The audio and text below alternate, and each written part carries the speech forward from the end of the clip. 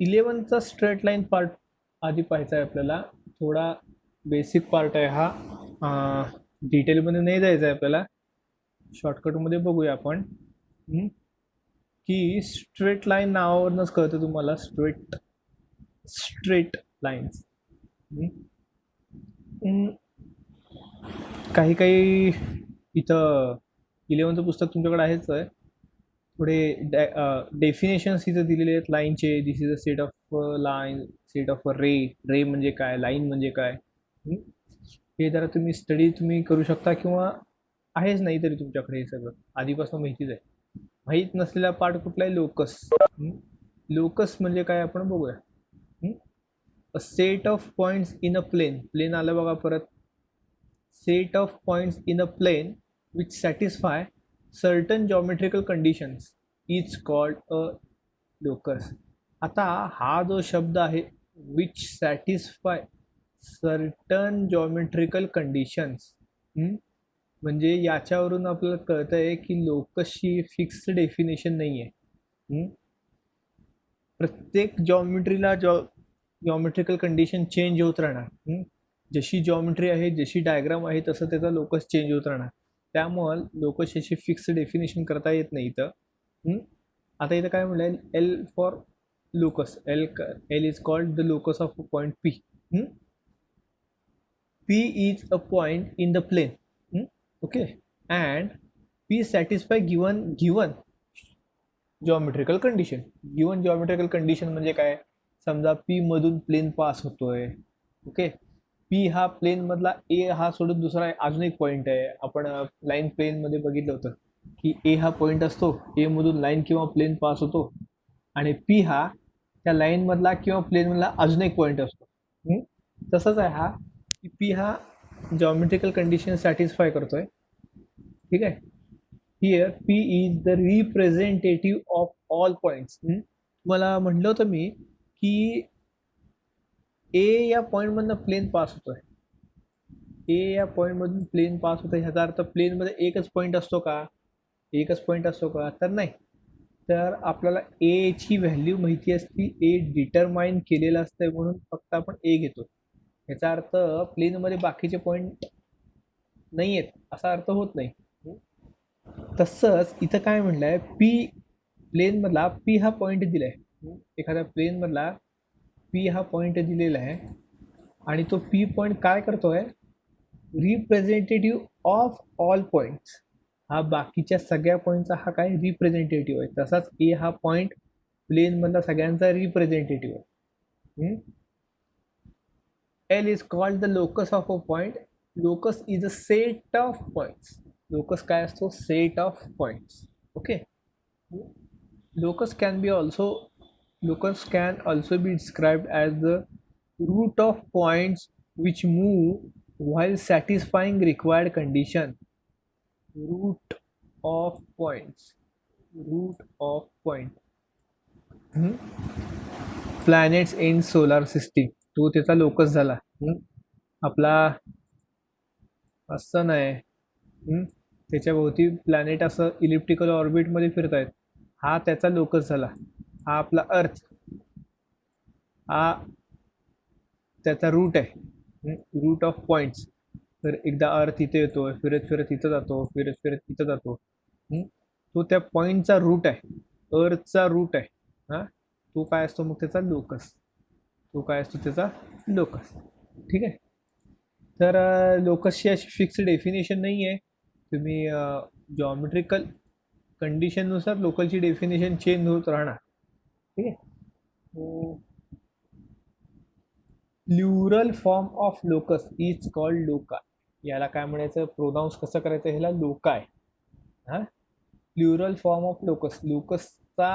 Locus एक वचनी आहे, अनेक वचनी फॉर्म त्याचा काय असणार आहे, लोक आहे. ओके. Equation of locus. आता लोकसच नीट डिफाईन करता येत नाही, म्हणजे इक्वेशन देखील त्याची कंडिशननुसार चेंज होत राहणार. If a set of points whose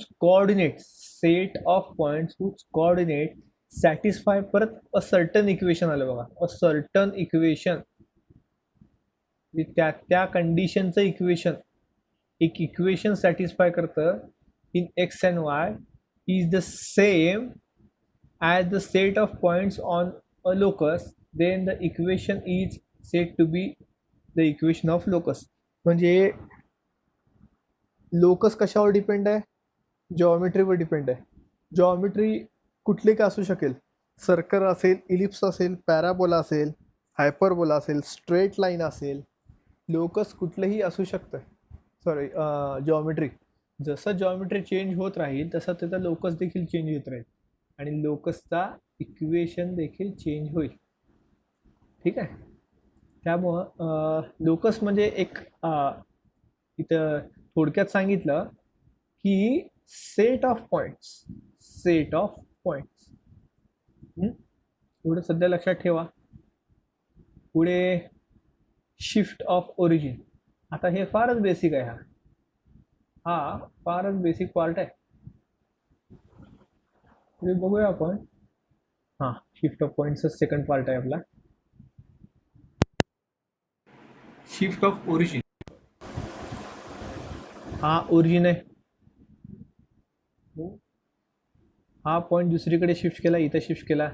त्याचे कोऑर्डिनेट हा एच आणि हा के, हे तुम्हाला असतं माहिती आहे. हां, म्हणजे आता इथं समजा 2 असेल, इथं 3 असेल, तर इथं काय असणार? 2 3 येणार, 2 3 येणार. इथं 2 असेल, इथं 3 असेल, इथं काय येणार? 3 2 येणार. 3 आणि 2, पहिला एक्सचा नंतर वायचा, एक्सचा आणि वायचा. त्यामुळं जास्त काय समजून घेण्याची गरज नाही ह्याच्यात. हे काय इतकं महत्त्वाचं आहे पण माहीत नाही आहे असं काही नाही आहे तुम्हाला ह्याच्यात. ह्याच्यातलं सगळं माहिती आहे. शिफ्ट कसं करायचं, पॉईंट कसे घ्यायचे, कोऑर्डिनेट कसे घ्यायचे, हा पार्ट तुम्हाला माहिती आहे.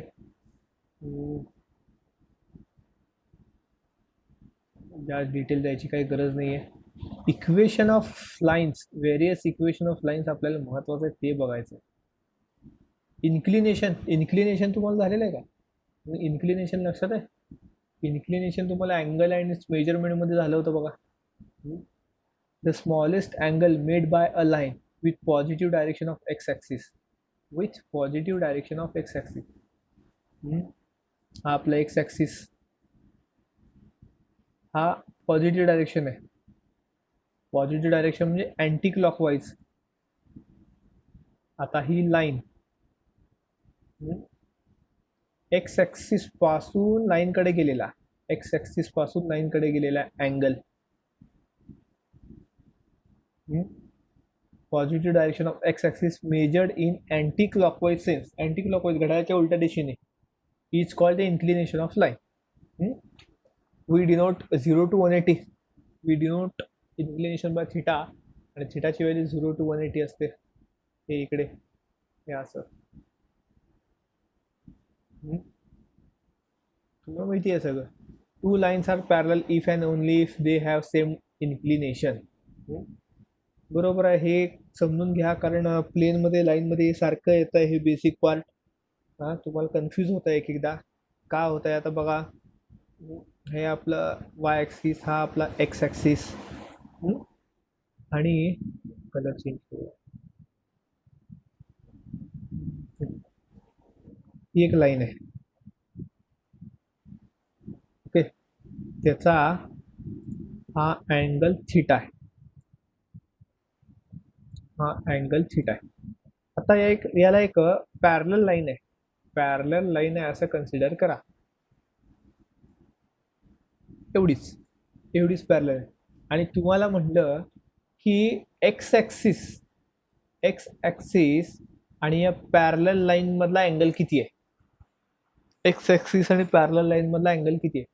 तर तुम्ही याच्यावरनं अंदाज काढू शकता की ही पॅरलल लाईन या मेन लाईनला ही लाईन या मेन लाईनला पॅरलल आहे, आणि एक्स ॲक्सिस आणि या मेन लाईन मधला अँगल आहे थिटा. म्हणजेच एक्स ॲक्सिस आणि त्या छोट्या लाईन मधला अँगल देखील काय असतो? Theta.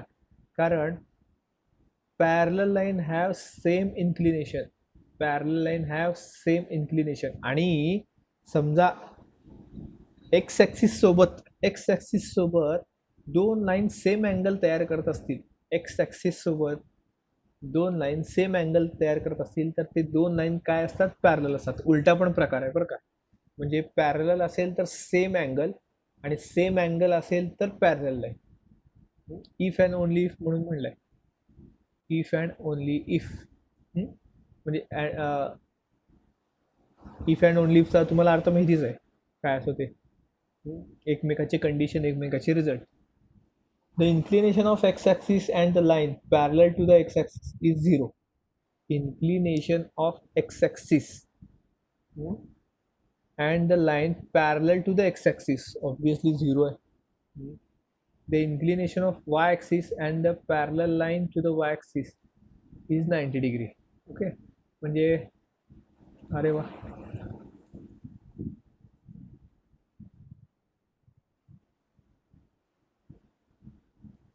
Parallel to the x axis, एक line parallel to the x axis आहे. मग याचं आणि याचं अँगल किती असणार आहे, ऑब्विसली 0 असणार आहे, ऑब्विसली 0 असणार आहे. ठीक आहे, आणि याचा वाय ॲक्सिस सोबतचा 90 डिग्री आहे, वाय ॲक्सिस सोबतचा 90 डिग्री आहे. इथं कदाचित चुकलं, इथं एक्स ॲक्सिस पाहिजे, इथं एक्स ॲक्सिस पाहिजे. काय स्लोप ऑफ लाईन, स्लोप तर तुम्हाला माहिती आहे, स्लोप माहिती आहे तुम्हाला, m equal to tan theta त्याचा फॉर्म्युला असतो. if the inclination of a line is theta then tan theta is called slope. कायम लक्षात ठेवायचं. म्हणूनच स्लोपला अजून एक नाव आहे टँजेंट.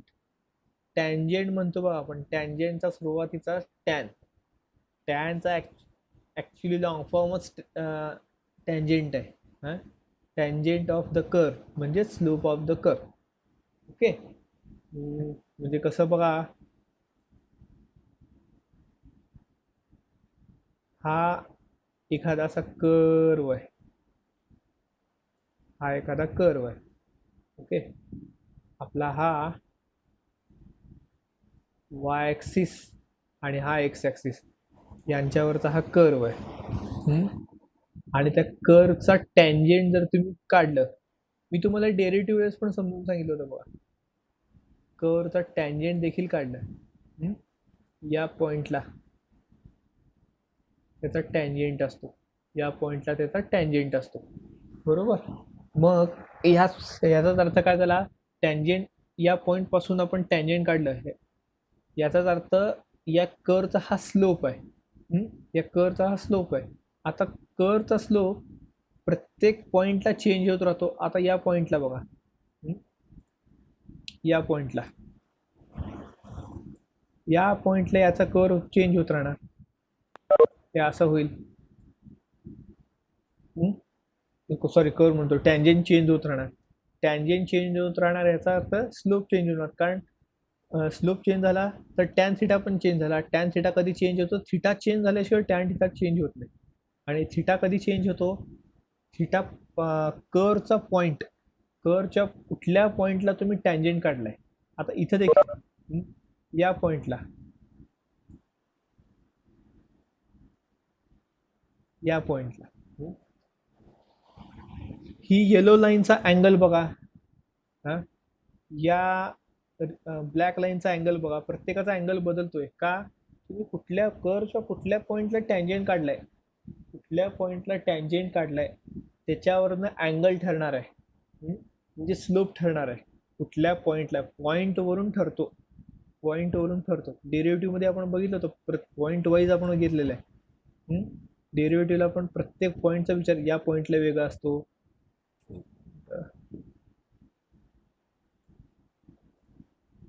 या पॉइंटला वेगळा आहे, या पॉइंटला वेगळा आहे, या पॉइंटला वेगळा आहे. मग ज्या अर्थी तो चेंज होत राहतो. आता बघा, इथं टॅन थिटा आहे,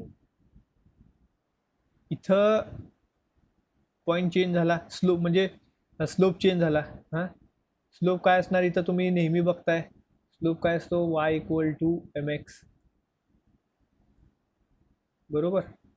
आणि म्हणजे इथं m इक्वल टू काय आला, y अपॉन x, बरोबर का. इथे स्लोप वेगळा आहे, म्हणजे इथं y अपॉन x वेगळा आहे. समजा तो आहे y3 आणि x3, या मधल्या पॉइंटला हाच कलर होता का? ठीक आहे. या मधल्या पॉईंटला एम काय असेल? समजा हा y2 म्हणजे इथला असा हा y2 आणि हा x2 म्हणजे y2 डिवायडेड बाय x2 आणि इथल्या पॉईंटला तो देखील वेगळा असणार आहे. इथला y1 असेल, इथला x1 असेल. म्हणजे इथं एम काय असणार आहे? y1 divided by x1. म्हणजे तुमचा जसा x1 चेंज होत राहतोय तसा तुमचा y1 चेंज होत राहणार आणि x1 वर डिपेंड y1 आणि x आणि y वर डिपेंड स्लोप. बरोबर. आता तुमचा x1 शिफ्ट झालाय x2 कडे, म्हणून y1 शिफ्ट झालाय y2 कडे. x2 शिफ्ट झालाय x3 कडे, म्हणून y2 शिफ्ट झालाय y3 कडे. म्हणजे तुमचा जसा x चेंज होत राहतो तसा तुमचा y चेंज होत राहतो. हा आपण कुठं बघितलं होतं? जसा x चेंज होत राहतोय तसा y चेंज होतो. हे कुठं बघितलं होतं? कुठल्या कन्सेप्टमध्ये बघितलं होतं? लक्षात आहे का? लक्षात असेल तर सांगा बघू मला. लक्षात असेल तर सांगा मला.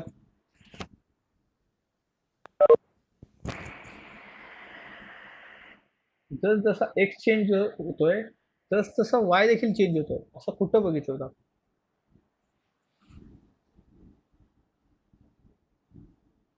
एक्स वर डिपेंड y आहे. अजून एक हिंट देतोय तुम्हाला. एक्स वर डिपेंड y आहे.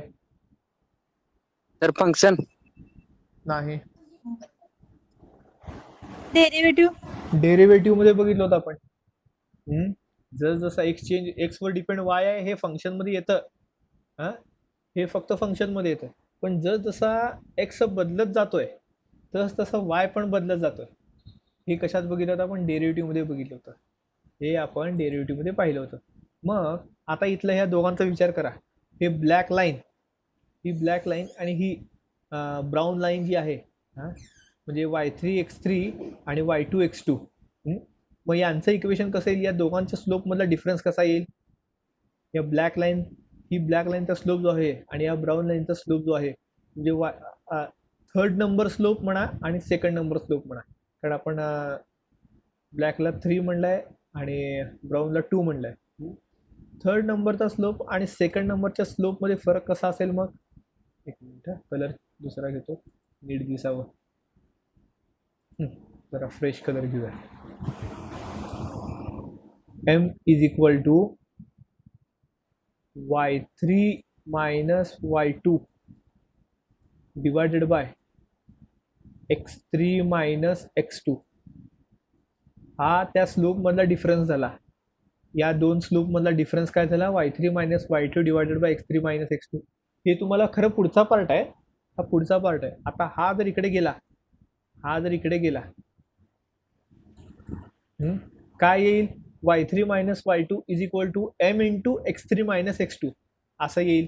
आता हा ब्राऊन लाईन आणि हा येलो लाईन म्हणजे y2 y1 मध्ये इथं काय येईल? मग m equal to y2 minus y1. एक मिनिट, ठीक आहे, तर जाऊ दे, लिहिलो इथं. x2 दिसतंय का सगळ्यांना? x2 मायनस x1 लिहिलेलं. y2 minus y1 divided by x2 minus x1. हे असं प्रत्येक पॉईंटला स्लोप चेंज होत राहणार तुमचा. प्रत्येक पॉईंटला स्लोप चेंज होत राहणार. आणि स्लोप जर चेंज झाला तर टॅन थिटा पण चेंज होणार. आणि टॅन थिटा कशावर डिपेंड आहे? थिटावर. मग ह्याचा अर्थ थिटा पण चेंज होत राहणार. बरोबर. असं हे जे फॉर्म्युला आहे, फक्त हा विचार करा. सध्या इथं y3 मायनस y2 आपण x3 मायनस x2 म्हणजे एक y चा कोऑर्डिनेट मायनस y चा दुसरा कोऑर्डिनेट डिवायडेड बाय एक एक्सचा कोऑर्डिनेट मायनस एक्सचा दुसरा कोऑर्डिनेट. म्हणजे एक्सचा डिफरन्स आहे. एक्सच्या कोऑर्डिनेटमध्ये डिफरन्स आहे आणि इथं वायच्या कोऑर्डिनेटमध्ये डिफरन्स आहे. Difference between Y coordinate divided by difference between x coordinate. Difference आहे याचा अर्थ वायच्या कोऑर्डिनेटमध्ये बदल होतोय. बरोबर काय? वायच्या कोऑर्डिनेटमध्ये बदल होतोय. वायचा कोऑर्डिनेट y2 कडून फिरत फिरत फिरत फिरत फिरत y3 कडे चाललाय. पहिल्यांदा तो y1 ला होता, y1 कडून y2 कडे गेला, y2 कडून y3 कडे जातो. म्हणजे y चेंज होत राहतोय. y चेंज कधी होतोय? जसा x1 x2 कडे जातोय, x2 x3 कडे जातोय. हा इथं फंक्शन झाला की x वर डिपेंड y आहे. एक्स जसा मूव्ह होतोय, एक्स जसा फिरतोय, तसा वाय पण फिरतोय. हे आपण बघितलं फंक्शनमध्ये, सॉरी डेरिव्हेटिव्हमध्ये. ह्याचा अर्थ काय झाला? हा चेंज व्हायला लागलाय, वाय कोऑर्डिनेट चेंज होतोय. आणि आपण वाय कोऑर्डिनेट चेंज कसा डिनोट करतो? dy. विथ रिस्पेक्ट टू कशामुळे चेंज होत राहतोय? एक्स पण चेंज व्हायला लागलाय, तो आपण कसा डिनोट करतो? dx. म्हणून स्लोपचा फॉर्म्युला काय आला होता? आपण बघितलं होतं त्यावेळी डेरिव्हेटिव्ह मध्ये, dy अपॉन dx. आणि dy upon dx is equal to देखील काय असतो? Tan theta. हे रिलेशन समजलं का बघा? मी बऱ्यापैकी डायग्राम काढून समजून देण्याचा प्रयत्न केलाय. आता इथं फार गिचमीट झालाय, पण slope is equal to tan theta and tan theta is equal to derivative y with respect to x. हे तिन्हीचं एकमेकांसोबत, हे सगळं सांगण्याचा उद्देश काय? हे सगळं सांगण्याचा उद्देश काय? या तिघांचं एकमेकांसोबतचं रिलेशन समजलं का? या तिघांचं एकमेकांसोबतचं रिलेशन सगळ्यांना समजलं असेल तर चांगली गोष्ट आहे. कारण ह्याचा फायदा म्हणजे स्ट्रेट लाईन आणि डेरिव्हेटिव्ह कसे एकमेकांशी रिलेट करतात हे तुम्हाला आता समजलं असेल थोडंफार. ठीक आहे, तर फार गिचमीट झालंय, हे सगळं पहिला डिलीट करतो. पुढचा पार्ट बघू आपण. हे बघा परत ते झालं, tan theta is equal to y2 minus y1 upon x2 minus x1. Two lines are parallel if and only if. Parallel लाईनचा टॅन थिटा पण सेम आपण बघितलं होतं का डेरिव्हेटिव्ह मध्ये? पॅरलल लाईनचं की टॅन थिटा सेम असतो. हे बघा, पॅरलल लाईनचा थिटा सेम असतो हे तर तुम्ही बघितलं. कुठं बघितलं? इथं. Same inclination. पॅरलल लाईनचा जर थिटा सेम असेल तर टॅन थिटा पण सेम असणार, आणि टॅन थिटा सेम असेल तर स्लोप देखील सेम असणार. आणि पॅरलल लाईनचा स्लोप जर सेम असेल तर पॅरलल लाईनचा डेरिव्हेटिव्ह देखील सेमच असणार. पॅरलल लाईनचा डेरिव्हेटिव्ह देखील काय असणार? सेमच असणार. ठीक आहे, आपण काही अजून बघूया याच्यामध्ये. Slope of the x axis is 0 with respect to x consider केलाय बरं का इथं. With respect to x, slope of the line parallel to the x axis is also 0. कारण इथं आपण बघितलं होतं, हे बघा 0, हीच लाईन इथे दिली. इन्क्लिनेशन जर 0 असेल, टॅन 0 किती आहे? 0च आहे ना. टॅन 0 किती आहे? अँगल जर 0 असेल तर स्लोप देखील 0 असणार आहे. अँगल 0 असेल, डायग्रामॅटिकली बघायचं आहे का कसा असेल? हा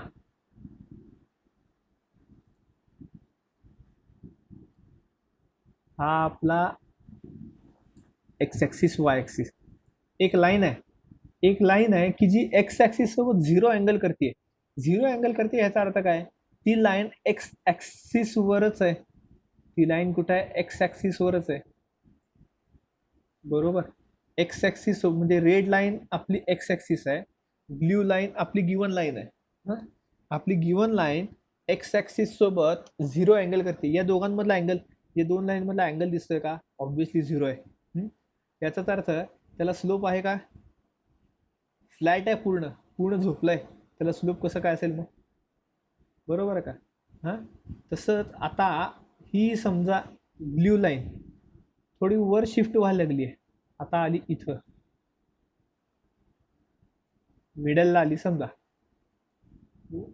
एक्स ॲक्सिस सोबत ती अँगल तयार केली आहे, म्हणजे त्याला असा स्लोप आलाय, उतार आलाय. इथं काहीतरी उतार आहे का पहिल्या लाईनला? हे जॉमेट्रिकली झालं, हे थेरॉटिकली झालं. ठीक आहे, रिमार्क बघितलेलंच आहे आपण. का बाबा हात का वर केला? संशोधनचं एक बघू कशावर पण क्लिक करत जाऊ नको माहीत नसेल तर. A line parallel to x-axis has no intercept. A line parallel to y-axis has no y-intercept. X-intercept, y-intercept. हे तुम्हाला माहिती आहे, सगळे बेसिक आहे हे. ग्राफमध्ये तुम्हाला झालेलं आहे. परपेंडिक्युलर लाईन, हां हे महत्वाचं आहे. We know that the coordinate axes are perpendicular to each other. Similarly, a horizontal line and a vertical line are perpendicular to each other. Obviously, perpendicular line मध्ये एक लाईन हॉरिझॉन्टल पाहिजे, एक line vertical पाहिजे आणि ती दोन्ही line एकमेकांना intersect पाहिजे. हे तर तुम्हाला अंदाज आला असेल. हे तर तुम्हाला नक्कीच माहिती आहे. Slope of one of them is 0, whereas slope of the other one is not defined. बरोबर आहे. कसं काय कळायला का काय म्हणलं इथं त्यांनी ते. आता ही परपेंडिक्युलर लाईन आहे. परपेंडिक्युलर लाईनला दुसरं एक्झाम्पल घ्यायची गरजच नाही आपल्याला. आपला नेहमीचा एक्स ॲक्सिस आणि वाय ॲक्सिस हे दोन्ही एकमेकांना परपेंडिक्युलरच असतात. हे दोन्ही एकमेकांना परपेंडिक्युलरच असतात. आता इथं काय म्हणलंय, slope of one of them. हां म्हणजे तरी आपण इथे एक डायग्राम काढूया की ही लाईन परपेंडिक्युलर आहे.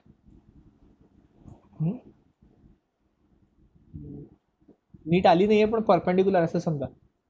जी आडवी लाईन आहे ती एक्स ॲक्सिसला पॅरलल आहे आणि जी उभी लाईन आहे ती वाय ॲक्सिसला पॅरलल आहे. एवढं तरी लक्षात आलं. हां त्यामुळं पॅरलल लाईन आडव्या लाईनमध्ये आणि एक्स ॲक्सिसमध्ये अँगल सेम असणार आहे. उभ्या लाईनमध्ये आणि वाय ॲक्सिसमध्ये अँगल सेम असणार आहे. हे तर लक्षात आलं. आता ही आडवी लाईन जी आहे ती एक्स ॲक्सिस सोबत पॅरलल असल्यामुळे झिरो अँगल तयार करते. एक्स किती झालाय, 0 झालाय. हे लक्षात आलं. एक्स ॲक्सिस या आडव्या लाईन सोबत पॅरलल असल्यामुळे 0. आपण वर रिमार्क बघितलेले पाहिजे असेल तर आपण परत जाऊ शकतो. कन्फ्यूज होऊ नका. मी कन्सेप्ट एक लाईनचं बघतोय.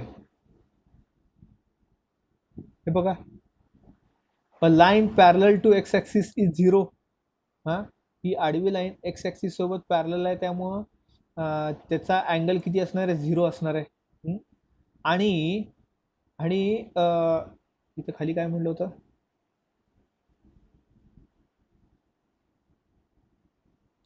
स्लोप ऑफ वन लाईन आणि slope of other line is not defined. दुसरं लाईन डिफाईन केलेलं नाही आहे. दुसरं लाईन काय केलेलं आहे, डिफाईन केलेलं नाही आहे असं त्यांचं म्हणणं आहे. ठीक आहे. पण आपण इथं अंदाज काढू शकतो. ठीक आहे. कसा अंदाज काढू शकतो. आता एक्स ॲक्सिसचा स्लोप, एक्स ॲक्सिस सोबतचं तर 0 आला इथं angle, divided by Y axis सोबत काही जरी आला, वाय ॲक्सिस सोबत काही जरी अँगल, समजा इथं 90 आहे म्हणून आपण 90 अँगल जर धरलं, 90 काही जरी धरलं, 90 डिवायडेड बाय 0, 90 डिवायडेड बाय 0 हा वाय आहे. 90 वाय आहे एक्स आणि एक्स किती आहे, 0 आहे. वाय अपॉन एक्स काय असतो, स्लोप. वाय अपॉन एक्स काय असतो, स्लोप. 90 डिवायडेड बाय 0 किती येतो, इन्फिनिटी. याचा अर्थ स्लोप काय झाला आहे, इन्फिनिटी झाला आहे. याचा अर्थ स्लोप काय झाला, इन्फिनिटी. याचाच अर्थ टॅन थिटा, समजा जर थिटा 90 असेल, हे सगळं सांगण्याचा उद्देश सांगतो तुम्हाला. अँगल जर 90 असेल म्हणजे परपेंडिक्युलर लाईन असतील तर परपेंडिक्युलर लाईनचा स्लोप किती असतो, इन्फिनिटी असतो. परपेंडिक्युलर लाईनचा स्लोप किती असतो, इन्फिनिटी असतो. हे कायम लक्षात ठेवा. ठीक आहे. आता इथे एक थेरम आहे. तो थेरम काय आहे, non vertical lines having slope m1 and m2 are perpendicular to each other. M1 दोन लाईन आहेत, परपेंडिक्युलर आहेत आणि त्या दोन लाईनचे स्लोप काय आहेत, m1 आणि m2 आहेत. दोन लाईनचे स्लोप काय आहेत, m1 and m2. ते परपेंडिक्युलर लाईनचे असं असतील तर हे इक्वेशन सॅटिस्फाय होतो. हे इक्वेशन लक्षात ठेवा बरं का, फार महत्वाचं आहे. M1 M2 is equal to -1, M1 M2 equal to -1. आणि वर बघितलं होतं आपण की पॅरलल लाईनचे स्लोप इक्वल असतात. पॅरलल लाईनचे स्लोप इक्वल असतात. याचाच अर्थ अजून एक फॉर्म्युला आहे, M1 is equal to M2. हा पॅरलल लाईनचा आहे. Parallel, if two lines are parallel then their slopes are equal. If two lines are perpendicular, then their slopes are in this form, m1 multiply by m2. आता इथं एवढे दिवस आपण vector line plain बघितलं होतं, त्यामुळे इथं तुम्हाला क्रॉस प्रोडक्ट समजायची चूक करू नका. इथं आता डॉट क्रॉसचा संबंध येत नाही आपल्याला. M1 डॉट M2 म्हणू शकता, M1 क्रॉस M2 काही म्हणू शकता. इथं डॉट क्रॉसचा काही संबंध नाही आहे. ठीक आहे. M1 multiply by M2 is equal to -1. हे दोन रिमार्क लक्षात ठेवा, महत्वाचे आहेत. Parallel, perpendicular. Okay, move on करूया आपण.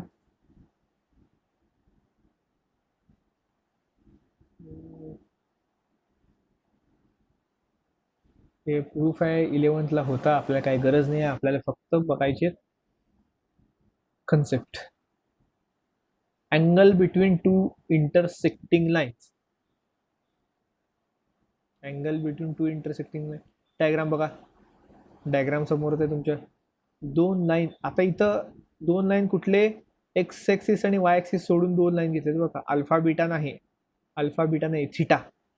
म्हणून if theta is acute angle. परत प्रश्नाला ॲक्यूट अँगल. मी तुम्हाला काल एक्सप्लेन केलं होतं की ॲक्यूटस काय घ्यायचं, ऑप्ट्यूस काय घ्यायचं नाही.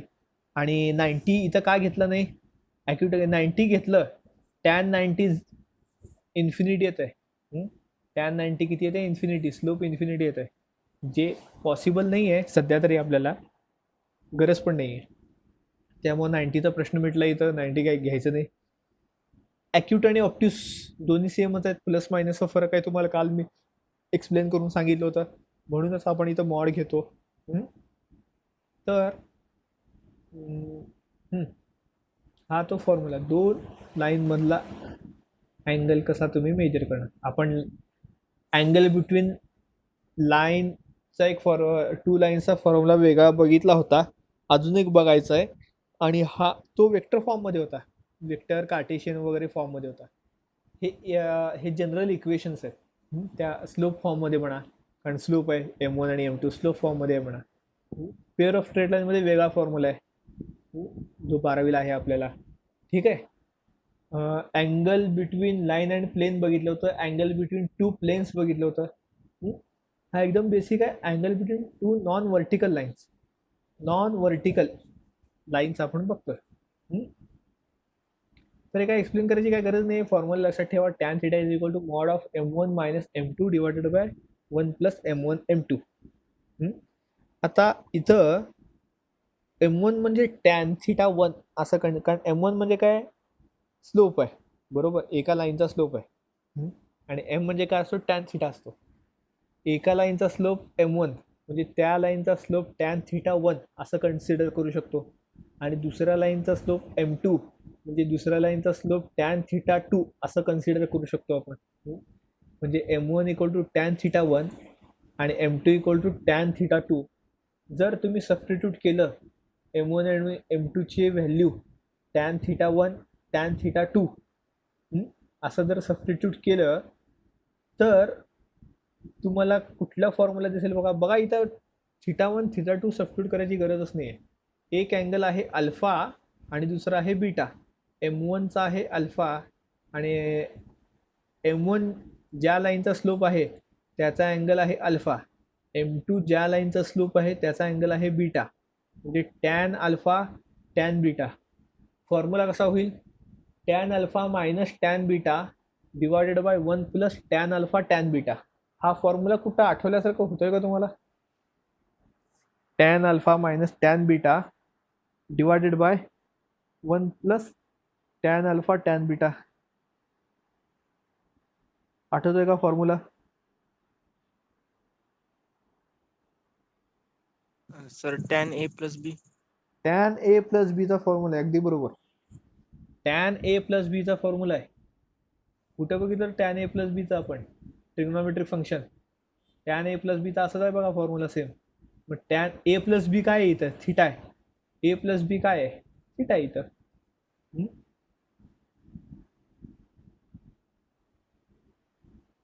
कळालं का कसं काय कसे एकमेकांशी रिलेट आहेत ते, एकमेकांसोबत कसं रिलेट करतात ते समजून घ्यायची ही प्रत्येक गोष्टी. हां, आता हे आहे आपला main part, slope point form. Point slope form म्हणा, स्लोप पॉईंट फॉर्म म्हणा, काही नाही.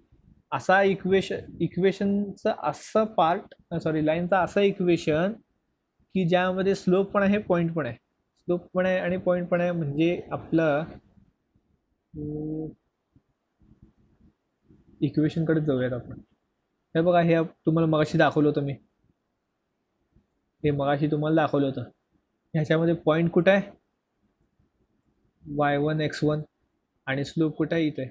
म्हणून हा काय झाला? स्लोप पॉईंट फॉर्म झाला किंवा पॉईंट स्लोप फॉर्म झाला. ठीक आहे. हे वर डायग्राम काढली होती बघा. फक्त इथं कर्व काढला होता, फक्त इथं कर्व काढला होता. ठीक आहे. स्टँडर्ड फॉर्म पण बघितलाय आपण.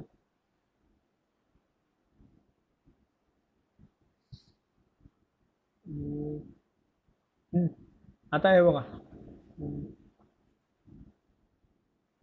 हे आपलं एक्स ॲक्सिस, वाय ॲक्सिस, हा एक्स हा वाय.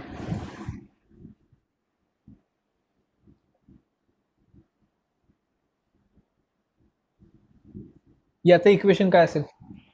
कोणी सांगू शकतं? याचं इक्वेशन काय असेल?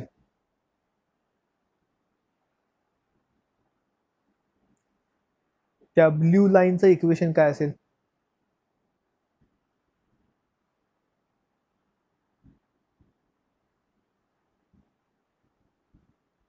ब्ल्यू लाईनचं इक्वेशन काय असेल? विचार करून सांगा.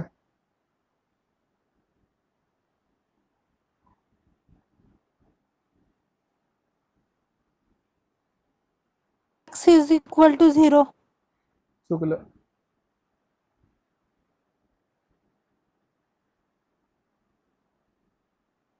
x equal to 3. इक्वेशन आहे x इक्वल टू 3, कारण लाईन x कोऑर्डिनेटवर आलाय. हां, एक्सच्या 3 या पॉईंटला आलाय, बरोबर. म्हणजे x तर 3 येणार. वायचा काहीतरी संबंध आहे का याच्याशी? या लाईनचा, ही लाईन वायवर कुठेतरी इंटरसेक्ट होतीये का? वायवर कुठेतरी इंटरसेक्ट होते. समजा हे असं असलं असतं तर गोष्ट वेगळी. तसं आहे का? हे नाही, वायशी संबंधच नाही आहे त्याचा. म्हणून ते काय झालंय, फक्त एक्सशी रिलेटेड आहे. खाली वाचा, डायग्रामच्या पलीकडचं आहे. The equation of any line parallel to the y axis. आता ही लाईन वाय ॲक्सिसशी पॅरलल आहे. Is of the form x equal to K. X equal to K, where K is the constant. K is the constant, हा constant आहे. केच्या ऐवजी 3 आलाय. X equal to 3, ती वाय ॲक्सिसला पॅरलल आहे. सिमिलरली याचं इक्वेशन असेल वाय इक्वल टू 2. याचं इक्वेशन काय असेल? वाय इक्वल टू 2, कारण ही लाईन वाय एक्स ॲक्सिसला पॅरलल आहे. म्हणून Y equal to K. Y equal to K. बघा, तुम्हाला बेसिक पण माहीत नाही आहेत. ग्राफ तुम्हाला येत आहे असं वाटलं होतं. हां, बेसिक ग्राफ देखील तुम्हाला जमत नाही आहे. म्हणजे तुम्हाला जॉमेट्री पार्ट किती कच्चा आहे तुमचा बघा. जॉमेट्री पार्ट तुम्ही प्रॅक्टिस करा. इक्वेशन समजून घ्या. इक्वेशनवरून ग्राफ कसं काढायचं, इक्वेशनवरून ग्राफ कसं काढायचं हे खरंच महत्त्वाचं आहे. ते समजून घ्या. Y equal to m x तर तुम्हाला माहिती आहे. वाय इक्वल टू ओरिजिनमधून जर लाईन पास होत असेल, in particular if the line passes through the origin and had slope m, then y equal to mx.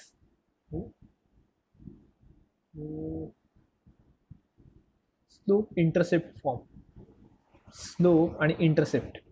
Okay, to find the equation of a line having slope m and which make intercept c. Intercept c या पॉईंटला एखादा intercept असेल Y ॲक्सिसवर. बघा डायग्राममध्ये Y ॲक्सिसवर एक intercept आहे.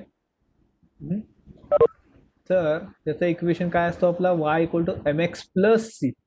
y equal to mx plus C. याला तुम्ही कुठला फॉर्म आहे हा स्लोप आणि इंटरसेप्ट. हे बघा स्लोप आलाय m आणि इंटरसेप्ट आलाय c. c इंटरसेप्ट y ॲक्सिसवर असतो कायम, लक्षात ठेवा. c हा इंटरसेप्ट कायम कशावर असतो y ॲक्सिसवर असतो, हे कायम लक्षात ठेवा. ठीक आहे. Next 2 point form. 2 point form पण आपण बघितलेलं आहे. 2 पॉईंट दिले असतील तर हे इक्वेशन आहे x minus x1 upon x2 minus x1 is equal to y minus y1 upon y2 minus y1. ठीक आहे. हा तो इक्वेशन. इक्वेशन्स फक्त बघायचे सध्या आपल्याला. हे नंतर तुम्हाला सांगतो मी कुठनं लिहायचं सगळं काय ते, कुठलं ठेवायचं. Double intercept form. Double intercept आपण वर एकच इंटरसेप्ट बघितला होता वाय ॲक्सिसचा. आता वाय आणि एक्स दोन्हीचा मिक्स आहे. हां, वाय ॲक्सिसवर बी आहे आणि एक्स ॲक्सिसवर ए आहे. असं जर असेल तर त्याचा फॉर्म इथं वर आहे बघा.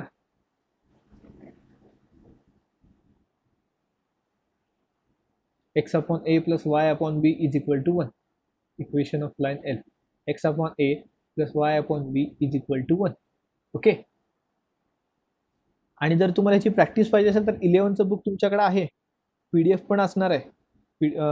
हार्ड कॉपी जरी नसलं तरी तर तुम्ही ह्याचे प्रॉब्लेम्स एक्सरसाइज बघू शकता. ह्याचे. Normal form. Let L be a line and segment ON with the perpendicular drawn from the origin to the line L. ON perpendicular है. Okay. ON equal to P. Ray ON makes angle alpha. Alpha angle तैयार करतोय with positive x axis. Then find the equation of the line L. Okay. Direct बघूया आपण. हे equation आहे बघा x cos alpha plus y sin alpha is equal to P. ठीक आहे. हे इक्वेशन आहे त्याचं. कशाचं? Normal form. Normal form. Angle जर दिला असेल अल्फा तेव्हा हे एवढे यूज होत नाही आपल्या इथं.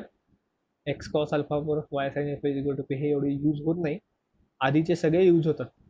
Slope point, slope intercept, double intercept, 2 point असे 4 आहेत आणि हे 5वं normal.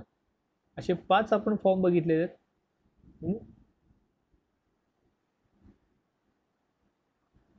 And intersecting property of straight line एवढं महत्वाचं नाही आहे. आता काय पुढे डिस्टन्स आहेत सगळं. डिस्टन्स काढायचं आहे. General form. हां, हे बघा महत्वाचं. हे बघितलं होतं आपण. General form of the line आठवत आहे का कार्टेशियन फॉर्ममध्ये. AX plus BY plus C is equal to 0 हा जनरल फॉर्म आहे. कुठलेही इक्वेशन आपण या फॉर्ममध्ये यायचं आपलं कार्टेशियन फॉर्म. आठवत आहे का? बघा किती महत्त्वाचं आहे हे. तुम्हाला त्यावेळेस म्हटलं होतं हे इम्पॉर्टंट आहे. AX plus BY plus C. General form हा असा आहे. Slope of the line AX plus B. हां, हे एक फॉर्म्युला आहे बघा स्लोपचा. अजून एक फॉर्म्युला इथं. Slope of the line AX plus BY plus C is equal to 0 is. इथं M दिलं नाही कारण स्लोप दिलं. M equal to minus A upon B.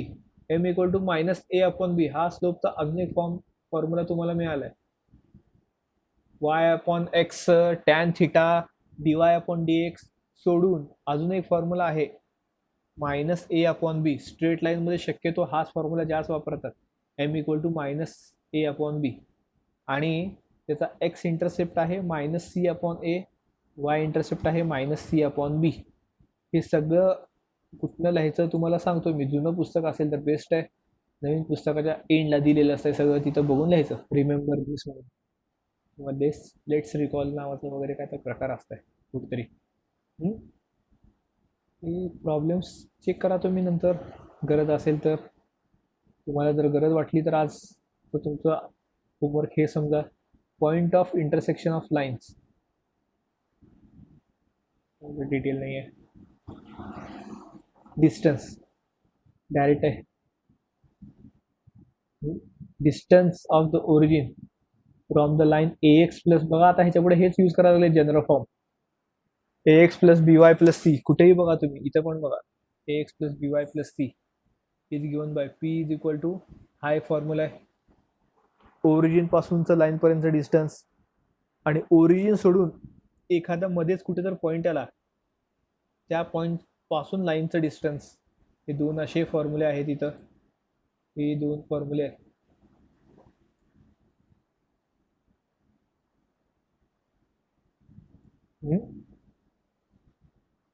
हा पॉईंट आहे, पॉईंटचे कोऑर्डिनेट x1 y1 आहे म्हणून इथं x1 आणि y1 आलाय. Okay,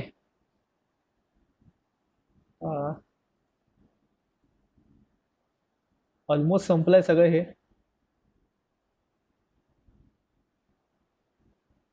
distance between two parallel lines, distance between two parallel line हा तिसरा आहे. कसं डिफाईन केलंय बघा, हा distance between two parallel line. प्रूफची काही गरज नाही आपल्याला. हा डायरेक्ट फॉर्म्युला बघा, P equal to mod C1 minus C2 divided by square root of A square plus B square. तीन फॉर्म्युले डिस्टन्सचे बघितलेत. डिस्टन्सचे किती फॉर्म्युले बघितले? तीन बघितलेले. हे काय आहे? Interpretation of U plus KV is equal to 0. कशाच आहे? खाली असेल. Family of lines, family of lines आणि हाच part pair of straight line आहे. त्यामुळं आपण याला पेअर ऑफ स्ट्रेट लाईनची सुरुवात म्हणू शकतो. आत्तापर्यंत जे होतं ते सगळं एका सिंगल लाईनचं होतं. आता पेअर ऑफ स्ट्रेट लाईनची सुरुवात इथून झाली आहे असं तुम्ही कन्सिडर करू शकता. हा पार्ट 12वीला नाही आहे पण सुरुवातीची 11वीला झाली आहे. फॅमिली ऑफ लाईन्स नावातच आहे. आता पेअर ऑफ लाईन्स म्हणजे काय असणार? हे असं असणार. पेअर ऑफ लाईन हे असं नसणार आहेत बरं का, पॅरलल म्हणा किंवा स्क्यू म्हणा. पेअर ऑफ लाईन्स म्हणजे दोन लाईन इंटरसेक्ट होत आहेत. दोन लाईन काय होत आहेत? दोन स्ट्रेट लाईन इंटरसेक्ट होत आहेत. ते कसं का असू दे, इंटरसेक्ट होत आहेत, मग ते परपेंडिक्युलर का असू दे, ते झाले पेअर ऑफ लाईन्स. ह्याचा अर्थ हे दोघांची फॅमिली आहे, या दोन लाईनची फॅमिली आहे. आता भरपूर असू शकतात, भरपूर काही असू शकतात. तर त्यातलं फक्त आपल्याला दोन बघायचे. ठीक आहे, तर उद्याचं पेअर ऑफ स्ट्रेट लाईन आपण फॅमिली ऑफ लाईन्सपासून चालू करणार आहे. ठीक आहे, आत्तापर्यंत जे होतं ते सगळं बेसिक लाईनचं कन्सेप्ट होते आणि फॉर्म्युलेज होते. ठीक आहे, तर तुम्हाला स्टडी काय करायचं आहे मी सांगतोय. चॅप्टरच्या शेवटी तुम्हाला माहिती असतं, रिमेंबर दिस, लेट्स रिकॉल नावाचा पार्ट असतो ज्याच्यात सगळे फॉर्म्युले कलेक्ट करून दिलेले असतात. लेट्स रिमेंबर, हे सगळे लिहून काढा आणि वाचून काढा. बघा सगळे फॉर्म्युले इथं तुम्हाला रेडी आहेत.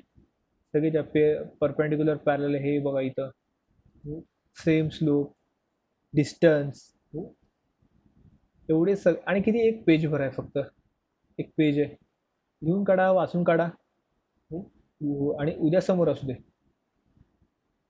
ही PDF ग्रुपवर सेंड करा. एक मिनिट.